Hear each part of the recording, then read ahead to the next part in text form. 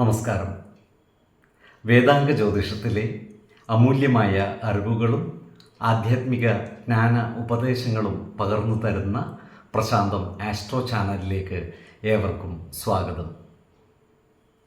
ഈ ചാനൽ ഇതുവരെയും സബ്സ്ക്രൈബ് ചെയ്യാത്തവർ ഇപ്പോൾ തന്നെ സബ്സ്ക്രൈബ് ചെയ്യുക.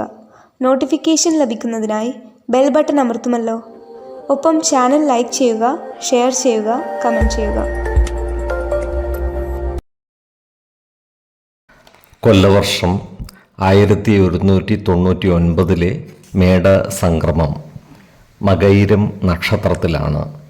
മേടം 1-ാം തീയതിയിലെ ഗ്രഹനില അനുസരിച്ച് മേടം രാശിയിൽ സർവേശ്വരകാരകനായ വ്യാഴവും ആദിത്യനും സ്ഥിതി ചെയ്യുന്നു.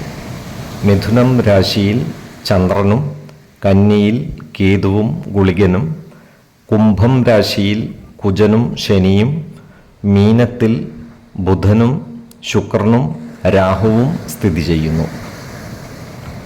ചിത്തിര നക്ഷത്രത്തിൽ ജനിച്ചവർക്ക് മേടമാസം പൊതുവെ ഗുണദോഷ സമ്മിശ്രമായിരിക്കും.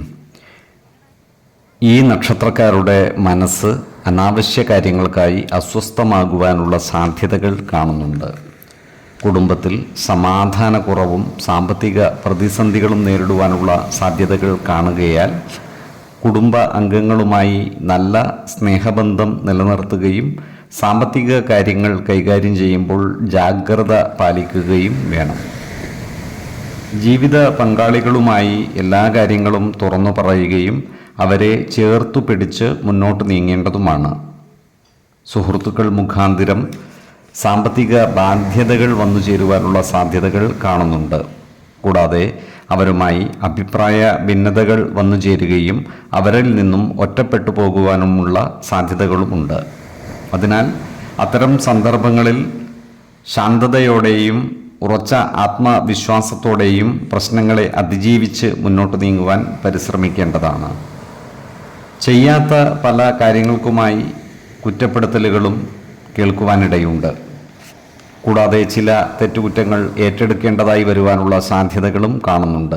അതിനാൽ ഏതൊരു കാര്യം ചെയ്യുമ്പോഴും കൃത്യമായ ശ്രദ്ധയും ജാഗ്രതയും പുലർത്തേണ്ടതാണ്. വിദേശത്ത് ജോലി ചെയ്യുന്ന ഈ നക്ഷത്രക്കാർക്ക് നാട്ടിലേക്ക് മടങ്ങേണ്ടുന്ന ചില സന്ദർഭങ്ങൾ വന്നു ചേരുവാൻ ഇടയുണ്ട്. അതിനാൽ ജോലിസ്ഥലത്ത് എല്ലാവരുമായും നല്ല സ്നേഹ സൗഹൃദ ബന്ധങ്ങൾ നിലനിർത്തുവാൻ പ്രത്യേകം ശ്രദ്ധിക്കേണ്ടതുമാണ്. 3, 16, 23 തീയതികൾ അനുകൂലമാണ്.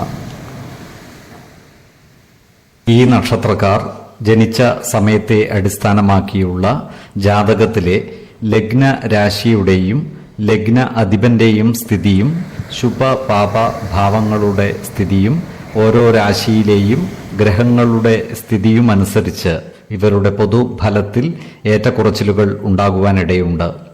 കുടുംബ ദേവതകളെയും ഇഷ്ടദേവതകളെയും ഉപാസിക്കുന്നത് ഇവർക്ക് ആയുരാരോഗ്യ സൗഖ്യമേകും. ഇഷ്ടദേവതാ മന്ത്രം 108 തവണ ദിനംതോറും ലിഖിത ജപം ചെയ്തു വരുന്നത് ഇവർക്ക് സർവ ഐശ്വര്യങ്ങളുമേകും. നല്ല വ്യക്തി സാധനകളോടെയും ഉപാസനകളോടെയും മുന്നേറിയാൽ സർവേശ്വരാനുഗ്രഹത്താൽ ഇവരുടെ സർവകാര്യങ്ങളും മംഗളകരമാകും. നന്ദി, നമസ്കാരം. ജ്യോതിഷരത്നം പ്രശാന്ത് കണ്ണോം.